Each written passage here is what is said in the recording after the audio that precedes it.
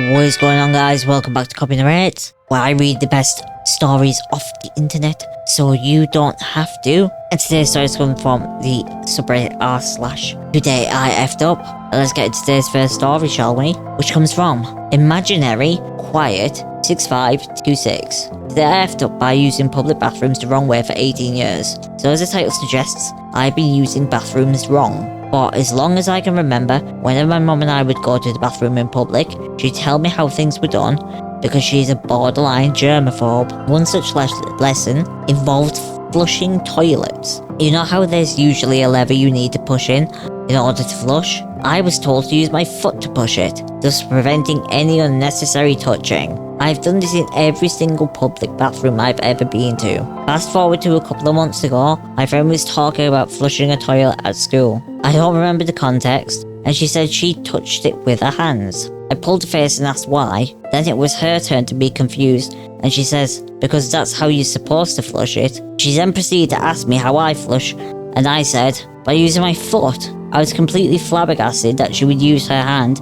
and she was baffled and appalled that I'd been essentially kicking toilets for my whole life. Suffice it to say, she gave me massive crap for that, and now my past actions haunt me every time I think of using a public restroom. TLDR, I kick public toilets to flush them instead of being gentle. Now this one, Opie, I can't say that the mess up is your fault. I thoroughly blame your mother for this, for teaching you this, and that's how it's done when it isn't. I also get her logic as well, but why couldn't she have just taught you to use a tissue to flush it so your hand's protected from what is around the handle, as opposed to using your foot, which presumably has a shoe on it. If you're in a public bathroom, I certainly don't know anyone that would take the shoes off in a public bathroom. Also, Opie, have you never seen anyone clean a toilet?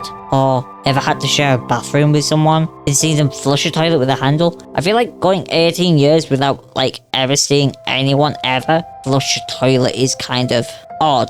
Surely you'd notice if a friend wasn't using the foot to flush it and used the hand, you'd see them at least out of the corner of your eye, trying to stand on one leg to do it.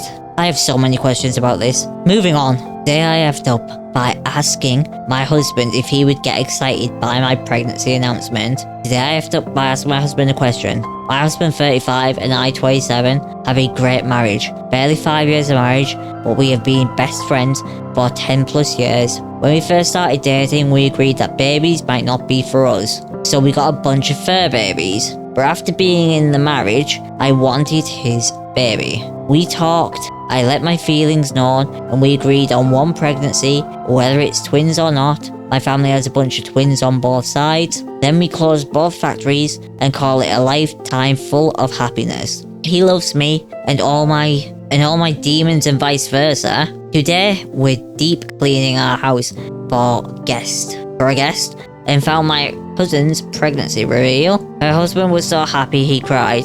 So I went to my husband and asked him if he would get excited when I told him that I'm pregnant, since we'd start trying after New Year's. He said, not really, you're the one who wants the baby. I was shocked, but I tried to keep my face straight. I asked, but we talked about it.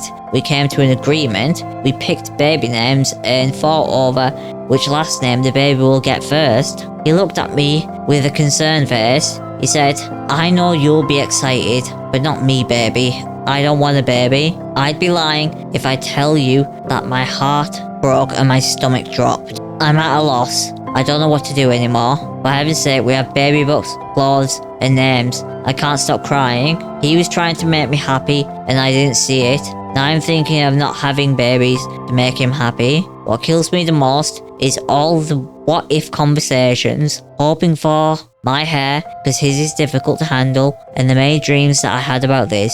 I don't know what to do. I love this man. I would never divorce him, but I'm truly heartbroken. TLDR, I asked my husband if he would ever be excited about our pregnancy, and he said no. Okay, Opie, I can understand why you'd be upset by that. But also at the same time, he was very upfront at the beginning of the relationship as to not wanting to have kids. And then you changed your mind on that. Previously you said you agreed, but then after some time together you decided that you wanted children. I mean, that sucks. that he said that, but he was being honest, and he was just letting you know that his feelings really haven't changed on it. That for him, it's just not something that he's excited about, or, you know, it's something he'll do because he wants to make you happy. Let's hop into the comments. And Go Play in the Sun says, please do not have a baby with a man who told you directly that he does not want a baby. And like Justice, he replies that with, I also seriously hope she doesn't pull the, well, if I get pregnant and he holds the baby, he'll change his mind. And someone replies that with, I just cringed so deeply. I felt my stomach tighten in my butthole. And yeah, like, don't do that, OP. Honestly, if kids are that important to you, I don't think that this is the right person to have them with. Let's move on to the next story, shall we? Our next story comes from Professor Clegg. Today I effed up by making curry for my online date. So this did actually happen today. Shortly before coming back from visiting my parents out of town for a few weeks, I fired up the dating app again and got to work. Struck up conversations with a few women and progressed to the meet for a coffee and walk routine. I'm not really a Netflix and chill kind of guy. My first bite was a Filipino girl. I'm white, OP says. A couple of years younger and fairly petite. She's 5'1", cute face, and cheerful as all hell. Date 3 last night was dinner at mine. We're cooking a Thai chicken red curry. Last time I made it at home, I noticed it wasn't quite as flavorful as usual, so I upped the sauce ingredients by 50%. Tasted rich and gorgeous. She's impressed. Take her to bed, yada yada. Woke up in the morning, go for round 2. After which I'm feeling a rumbling in my tummy. It's the Thai red curry knocking at the exit. I make my way to the bathroom, switch on the fan and let loose. I had to give 3 courtesy flushes as the waft emanating up from between my legs was effing well potent. And to cover the sounds, while it wasn't quite as dramatic as Fletcher's American Pie Mochaccino afters, it was at least halfway there and was potentially embarrassing with the bedroom being so close. Luckily I seemed to get through unnoticed. Shortly afterwards we have a coffee together on my porch and eventually moved to the couch to share a plate of toast, but I feel a tickling in my throat. I turn my head to cough into my inner elbow and promptly shat my pants. TLDR, made curry for an online date and I shat myself. And the commenter says to that, never ever trust a fart after a curry, never ever. And OP replies, I didn't even intend to fart and I still got the bonus. The one thing I will say to that OP is, why did you have the coffee? It was the coffee that did you in, OP. Everybody knows you don't have coffee when you've got a bad stomach because it makes it worse. Never ever drink coffee if you got the loosey-gooseys. You broke the #1 rule, OP.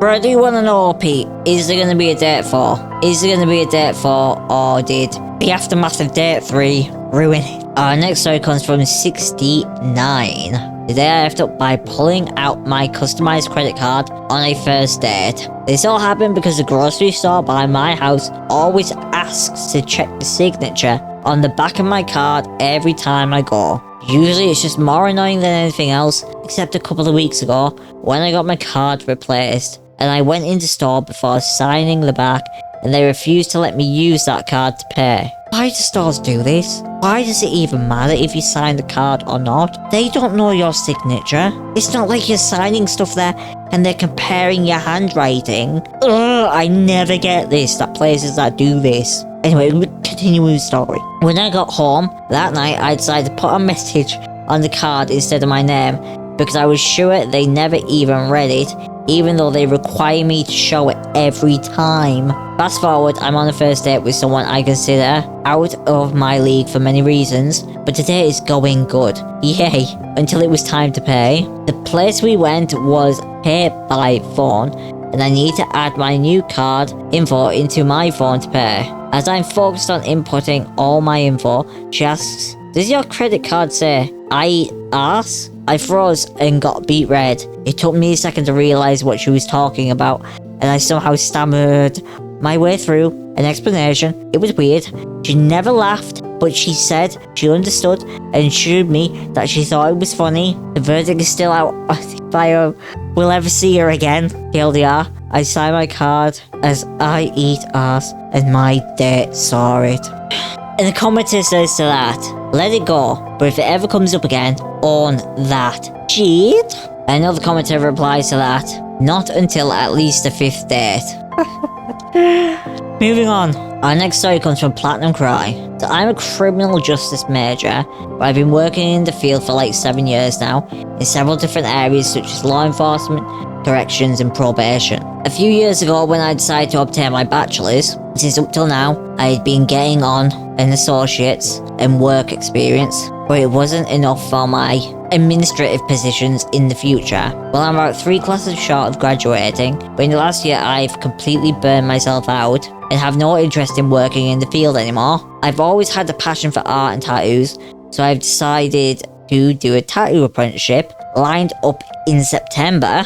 So last Monday, I started my last semester, and like always in the first week, we do student introductions. This particular class is an upper level class for my major, and I did the usual, hi, my name is so and so, and this is my major, and blah blah. My hobbies are this and this. Once I graduate, I plan on taking a break from this field and pursuing other interests such as tattooing. The professor then emailed me a few days later and asked why I was in her class if I didn't want to pursue a career in that field anymore. I straight up told her that I was burned out and I'm just taking it because I'm so close to finishing that I might as well. Because of this, she ended up kicking me out of her class due to academic merit and would be reporting me to the school and could face expulsion. Mind you, this isn't some big name school or anything, and I have a meeting with my advisor next Monday to figure the situation out. TLDR, told my professor I was just taking class because I was close to graduating, but had no plans of going into that field, which resulted in me getting kicked out of the class and threatened with expulsion. Can I first of all say how insane that is? That teacher needs help. Serious help. Let's hop into the comments. And Christy Tango says, why can't you take whatever class for whatever reason you like? And Stupid Kitchen 89 replies that, if OP is close to graduating, it's probably a 400 level class that has a wait list of people who would make better use of the class slot. Other people who have also spent years taking courses like OP and want to graduate like OP, it shouldn't be up to the professor to make assumptions on whether or not the student is wasting time in a class they're enrolled in unless the student is failing, but this professor didn't even give OP a chance. Plus, taking a break from the field doesn't mean OP won't return to it. And OP replies that with, yep, it's a 400 class, but it doesn't have a wait list. My guess at what's happening is that she's still new to teaching and is trying to make some kind of narcissistic power move. The syllabus said she only started teaching earlier this year. Oh dear lord. She only started teaching earlier this year, and that's how she wants to start a teaching career, by kicking a student out because they're taking a break from the subject matter in terms of their career to pursue other things because they're burnt out of everything they're about to deal with. Like, I'm with the commenter on this one, like, if people want to take classes and get degrees and study things that they're interested in, go for it.